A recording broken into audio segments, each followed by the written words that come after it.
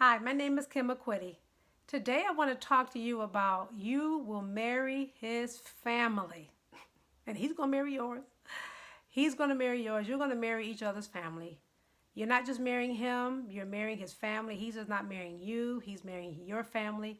All of the things that come along with you and who you are and how you have been raised and how he has been raised, his culture, his background, his traditions, all of that becomes yours. You're not just marrying into the family, you're marrying the family. And there'll be some aspects, actually, let me tell you this before I go into some of the things I want to share, but there are going to be some aspects of his life and vice versa of your life that's going to upgrade your life when you get married. There's some things that you may not have experienced in your own family that you will experience in his and vice versa. And it will be a blessing. It will be an upgrade. It will be refreshing. It will be enlightening. It will be, oh my gosh, I get the chance to experience this as I've never had this in my own family. And that could be from you guys going on vacations together and to any family traditions you may have had for holidays. It could be a gamut of things, but there are some things that you're going to enjoy with your new family that you've never had with your own family and vice versa with his. But I want to say this. It is intentional that you spend as much time as possible getting to know him, getting to know his family before you get married.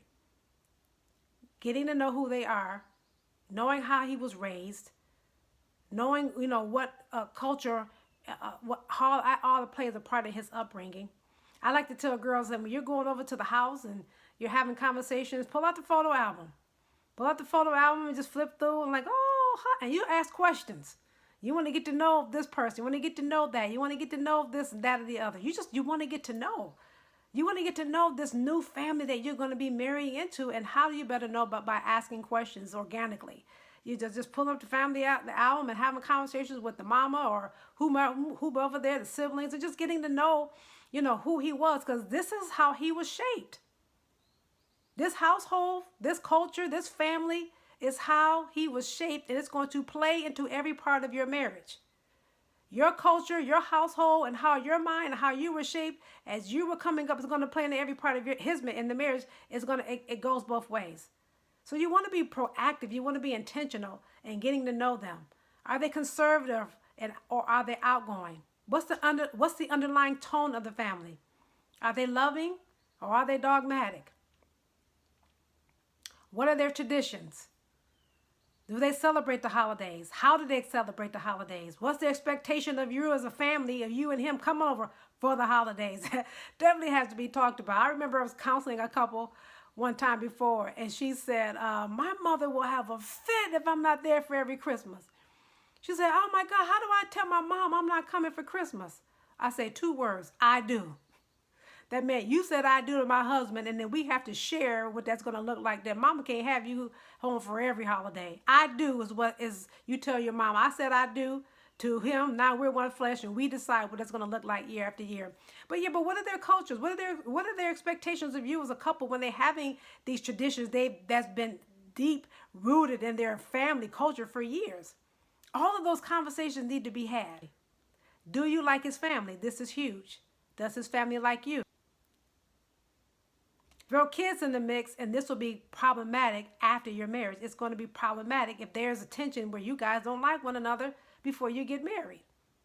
You are marrying not only into the family, you are marrying his family. All in all, it is wise to aim to have a healthy relationship with his family and he with yours, because you're going to be doing life together. It bears repeating. You're not just marrying this man, you are marrying his family.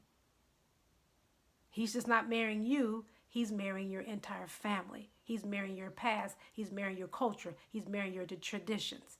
Now, let me speak into traditions. When you get married, that's when you decide your own. You decide what your family's going to do.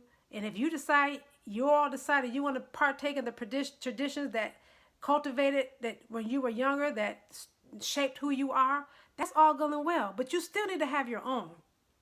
You still need to have your own traditions. You still need to have your own way you're going to be doing things in your family. And there's nothing wrong with it. And no one should be guilting you about having them. Because again, your family, your unit, you will be a unified front in your own right. So having your own traditions, having the way you do celebrations and birthdays and all the things, and then they get to come along and enjoy that with you. And the last thing I want to say about marrying into their family is this: keep your business in your house. Keep your conflict in your house. Sharing your information, sharing your challenges, sharing your conflict with your family is going to cause challenges. Because let me tell you why.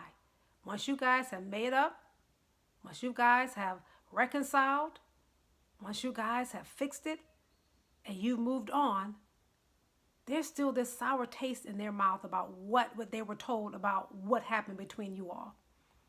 Keep your business in your house.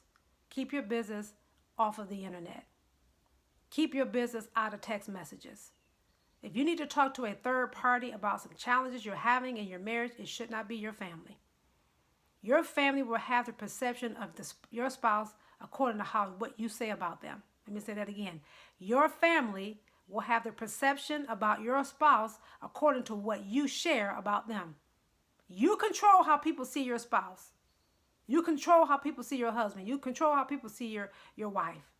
If a man is watching this, you control all of that. You control that. You have, however you say, whatever goes, you control that. Now, I'm not saying you at home and you're being abused and you're being there's unfaithfulness. And I'm not addiction. I'm not talking about all of that. I'm not talking about you covering for something that's happening to you that should not be, that's immoral, illegal, all hurtful, all the things. I'm not saying you don't go to safety or run to safety if you're being abused. I'm not saying that at all. What I'm saying is you're having petty arguments, disagreements, conflict, and your whole family know your business. That's the business I'm telling you to keep off the phone. That's the business I'm telling you to keep in your house, keep out of text messages, and keep off the internet. You'd be surprised how people think that will benefit them by exposing and dishonoring your spouse in that way, dishonoring your husband in that way. When you marry a person, you marry a family. You're marrying into the family, not just marrying the family. Do you want to be in this family? From what you have experienced, and you're courting, and you're dating, and you're spending time with them, and you're talking on the phone, and you're getting to know them, and him talking about them, him sharing about you. Is this what you've envisioned for your life? Is this what you dreamed? Is it going to be perfect? No, it's not going to be. It's not going to be. It's not going to be. But it can be amicable. It can be life-giving. You want to have a great relationship with them. I promise you, you do. And he with yours, you're with his. You want to do whatever you can do to make sure you have a great relationship with them. But at the end of the day,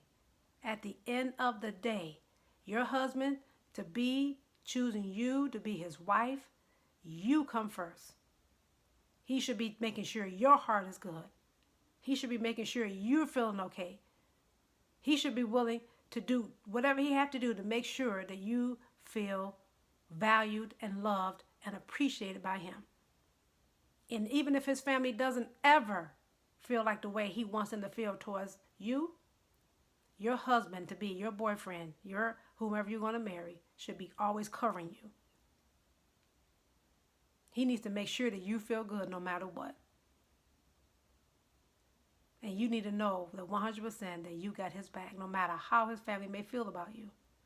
If there's some negative connotation, if there's some negative energy.